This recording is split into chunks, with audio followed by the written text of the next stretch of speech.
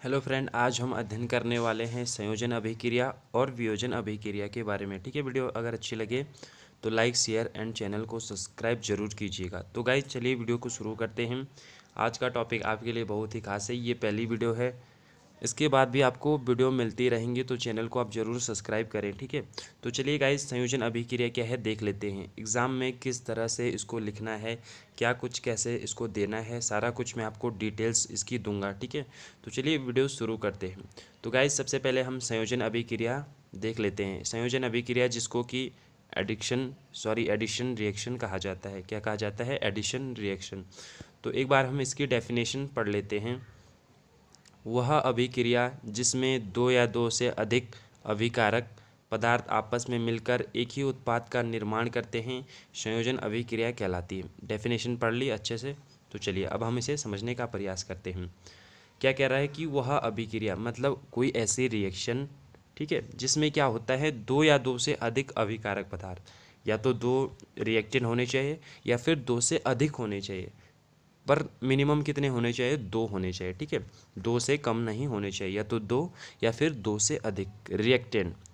ठीक है, दो या दो से अधिक रिएक्टेंट अगर मिलकर मिलकर या जुड़कर, ठीक है, संयोजन का मतलब ही क्या होता है? जुड़कर आपस में अगर एक ही प्रोडक्ट बनाएं तो ऐसी अभिक्रिया को हम क्या कहते हैं? संयोजन अभिक्रिया कहते हैं। ठीक है, समझ में आ गया? चलिए, तो अब हम इसे इसके माध्यम से समझ लेते हैं। यहाँ पे आप देखिए कि माना ए और बी दो रिएक्टेंट हैं, एक तो पहला ए और दूसरा बी। ठीक है, तो दोनों क्या हैं? रिएक्टेंट है। मैंने आपको क्या बताया था, परिभाषा में क्या बताया था कि दो या फिर दो से अधिक। तो यहाँ पे हमने दो रिएक्टेंट लिए हुए हैं। ठीक है, तो दोनों रिएक्टेंट मिलकर कौन सा प्रोडक्ट बना रहे हैं? एक ही प्रोडक्ट बना रहे हैं। यहाँ पे देखिए ए बी एक प्रोडक्ट बन रहा है। तो यहाँ पे कंडीशन कौन सी अप्लाई हो रही है कि दो या दो से अधिक जो रिएक्टेंट हैं मिलकर उनका प्रोडक्ट कितना बन रहा है? लास्ट में ओनली वन। तो ऐसी अभिक्रिया को हम संयोजन अभिक्रिया कहते हैं। ठीक है, जिसमें दो या दो से अधिक अभिकारक मिलकर एक ही उत्पाद बनाते हैं, ऐसी अभिक्रिया संयोजन अभिक्रिया कहलाती है। ठीक है, आप चाहें तो इसे नाम से भी समझ सकते हैं। नाम से समझ कैसे समझेंगे? संयोजन दो शब्दों से मिलकर बना है, स और योजन से। स का मतलब होता है एक साथ और योजन का मतलब जुड़ना। ठीक है, तो जिसका मतलब ही है एक साथ जुड़ना, उसी अभिक्रिया को हम संयोजन अभिक्रिया कहते हैं। तो ये तो हमारी परिभाषा के अनुसार था, और अब हम इसके एक दो एग्जाम्पल भी देख लेते हैं। गाइज जब भी आप परीक्षा में लिखो तो इसका एक एग्जाम्पल आप ज़रूर दो, ताकि एग्ज़ामिनर जो है उसे आपको जो आप दर्शाना चाहते हैं वो आप एग्ज़ामिनर अच्छे से समझ पाए। ठीक है, तो चलिए एक एग्जाम्पल देख लेते हैं। यहाँ पे पहला एग्जाम्पल है CaO प्लस H2O गिब्सेस CaOH का होल ट्वाइस। मतलब जो अनबूझा चूना है वो जल के साथ मिलकर कौन सा प्रोडक्ट बना रहा है? बूझा हुआ चूना बना रहा है। ठीक है, तो यहाँ पर भी कंडीशन जो मैंने बताई थी कि दो रिएक्टेंट मिलकर कौन सा एक प्रोडक्ट बना रहे हैं। ठीक है, ऐसा ही दूसरा अगर एग्जांपल हम देखें तो यहाँ पे C+O2 गिब्सेस CO2।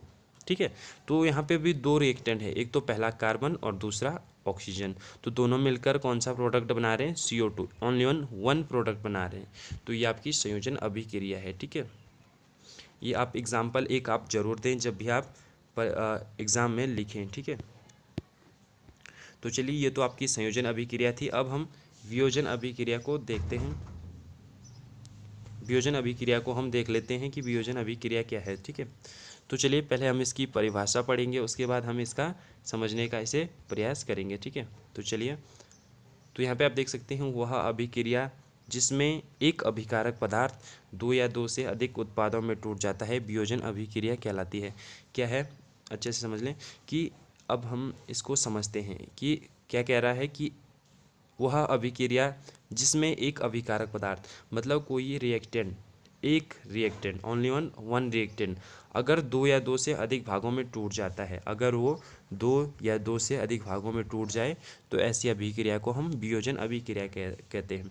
जस्ट अपोजिट हो रहा है, जैसा कि संयोजन में क्या हो रहा था, दो या दो से अधिक रिएक्टेंट मिलकर एक प्रोडक्ट बना रहे थे, तो यहाँ पे जस्ट उल्टा हो रहा है। यहाँ पे क्या हो रहा है कि कोई एक रिएक्टेंट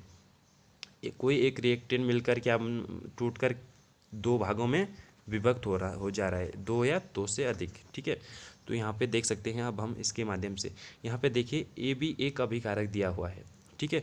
ए भी एक रिएक्टेंट है। अब इस रिएक्टेंट को आप अगर आगे देखेंगे तो ये दो भागों में टूट रहा है, एक तो आपका ए और एक आपका बी। तो दोनों क्या कंडीशन अप्लाई हो रही है कि एक रिएक्टेंट दो प्रोडक्ट में टूट रहा है, यहाँ पे एक रिएक्टेंट दो प्रोडक्ट में टूट रहा है, तो ये आपकी वियोजन अभिक्रिया है। वियोजन का मतलब होता है टूटना सिंपली।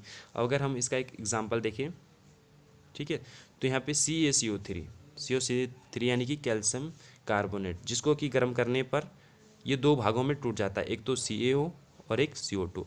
तो यहाँ पे कंडीशन कौन सी अप्लाई हो रही है कि एक जो रिएक्टेंट है वो दो भागों में टूट जा रहा है, तो ये आपकी वियोजन अभिक्रिया कहलाती है। ऐसा ही अगर हम दूसरा देखिए 2NaCl का अगर विद्युत वियोजन किया जाता है तो एक तो ये Na में टूट जाता है और एक दूसरी यहाँ से क्लोरीन गैस निकल जाती है। तो यहाँ पे भी कौन सी कंडीशन अप्लाई हो रही है कि एक रिएक्टेंट दो प्रोडक्ट में टूट रहा है, तो ये आपकी वियोजन अभिक्रिया कहलाती है।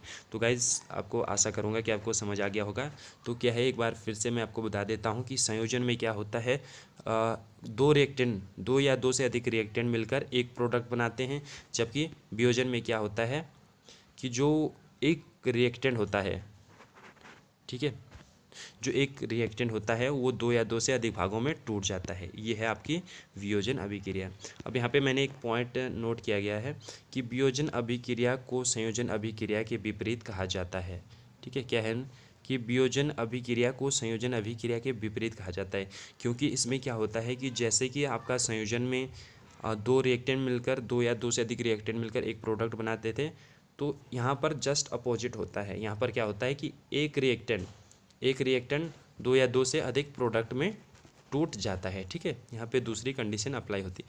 कभी कभी आपको एग्जाम में इस टाइप से भी पूछ लेता है कि बताइए कि वियोजन अभिक्रिया को संयोजन अभिक्रिया के विपरीत क्यों कहा जाता है, तो आपको सारा कुछ यही लिखना है। ठीक है, तो गाइस ये था आपका संयोजन अभिक्रिया, वियोजन अभिक्रिया। इसकी अगली वीडियो भी आपको जल्द ही मिलेगी। आशा करूँगा कि आपको समझ आ गया होगा। चैनल को ज़रूर सब्सक्राइब कर लीजिए और थैंक्स फॉर वॉचिंग।